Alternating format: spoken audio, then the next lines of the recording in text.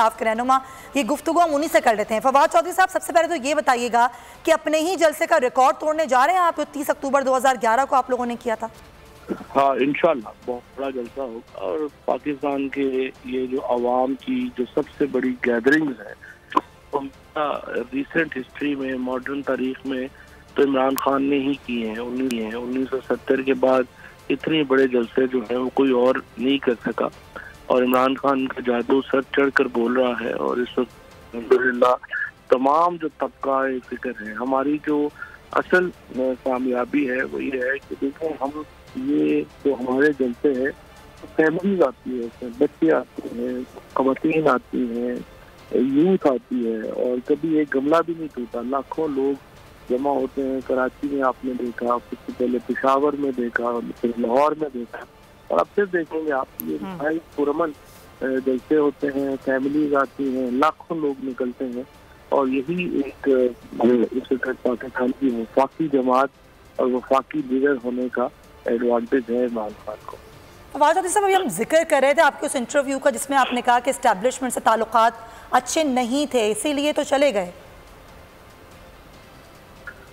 बस कई चीजें होती हैं उसमें, एस्टैब्लिशमेंट इतने बुरे भी नहीं है, इसमें से भी जो है वो इन्होंने ट्विस्ट कर दिया, बस ठीक है। लेकिन जाहिर है कि अगर पूरी जिस तरह की सपोर्ट होती है उस तरह की हो तो उसमें चीजें बदल जाती। सपोर्ट है आपके साथ अभी भी?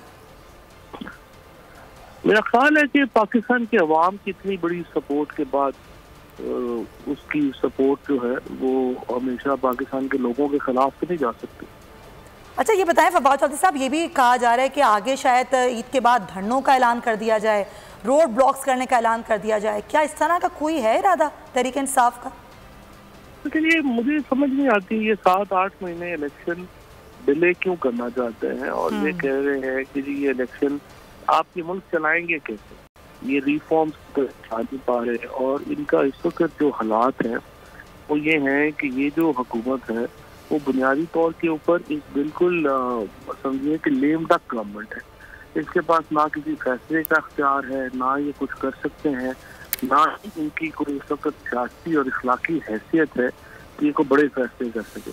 उसके नतीजे में एक बहुत बड़ा बहरान है जो पाकिस्तान में जन्म ले चुका है और उस बहरान के खात्मे का वाहिद हल यही है कि हम इलेक्शन की तरफ से। लेकिन फवाद चौधरी साहब, लोगों को तो बहुत पहले भी आप लोगों ने इकट्ठा किया था, 123 दिन का धरना दिया था, तब भी इलेक्शंस नहीं हुए थे, तो आज लोगों को इकट्ठा करके इलेक्शन के दबाव कैसे डाला जाएगा?